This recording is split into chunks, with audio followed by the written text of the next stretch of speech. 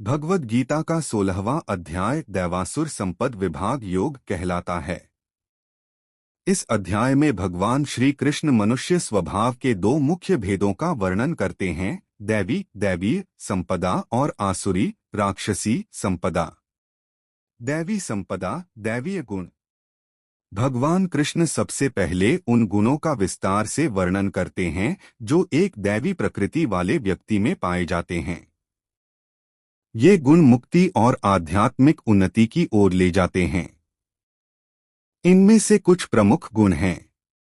अभय निर्भयता, सत्व संशुद्धि, हृदय की शुद्धि और पवित्रता, ज्ञानयोग व्यवस्थिति, ज्ञान और योग में दृढ़ निष्ठा, दान देना, दम इंद्रियों पर नियंत्रण, यज्ञ पवित्र कर्मों का अनुष्ठान, स्वाध्याय शास्त्रों का अध्ययन, तप तपस्या, आर्जवम सरलता और सीधापन, अहिंसा किसी को भी मन वचन या कर्म से कष्ट न देना, सत्य सच्चाई और सत्य बोलना, अक्रोध क्रोध का अभाव, त्याग आसक्ति का त्याग, शांति मन की शांति, अध्रुवा दोषारोपण से मुक्ति, दया सभी प्राणियों के प्रति करुणा, अलोलुपत्वम लोभ से मुक्ति, मार्दवम नम्रता, हरीक लज्जा या संकोच, अचापलम चंचलता का अभाव,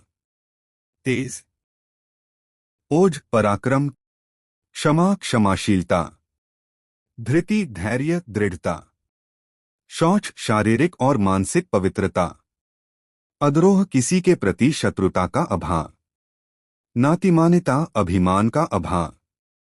भगवान अर्जुन को आश्वस्त करते हैं कि वह दैवी संपदा के साथ उत्पन्न हुए हैं और उन्हें शोक करने की आवश्यकता नहीं है। आसुरी संपदा, राक्षसी गुण।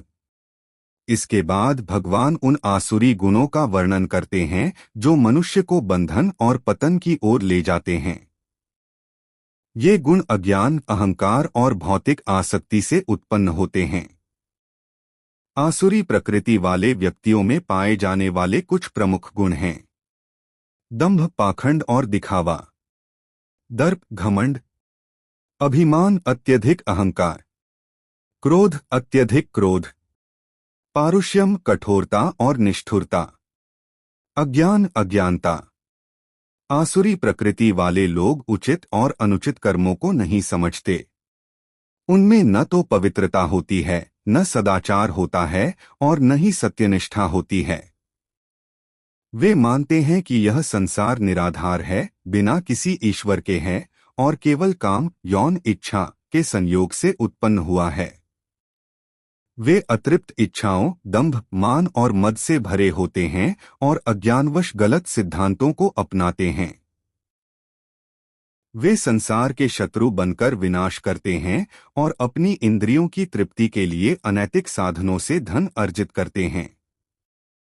वे स्वयं को ही ईश्वर मानते हैं, स्वयं को भोक्ता मानते हैं, बलवान और सुखी मानते हैं। ऐसे लोग अंततः महान अपवित्र नरकों में गिरते हैं। नरक के द्वार। भगवान कृष्ण अंत में 3 ऐसे गुणों का उल्लेख करते हैं जो नरक के द्वार माने गए हैं और जिनसे मनुष्य को बचना चाहिए। काम अत्यधिक इच्छा या वासना, क्रोध गुस्सा, लोभ लालच। भगवान कहते हैं कि इन तीनों से मुक्त पुरुष अपना कल्याण करता है और परमति को प्राप्त होता है। सारांश में भगवद गीता का 16वां अध्याय मनुष्य के भीतर के दैवीय और आसुरी गुणों का विस्तृत वर्णन करता है। यह हमें बताता है कि कौन से गुण हमें मुक्ति और उन्नति की ओर ले जाते हैं और कौन से गुण हमें बंधन और पतन की ओर। भगवान अर्जुन को दैवीय गुणों को अपनाने और आसुरी गुणों का त्याग करने का उपदेश देते हैं ताकि मनुष्य परमति को प्राप्त कर सके।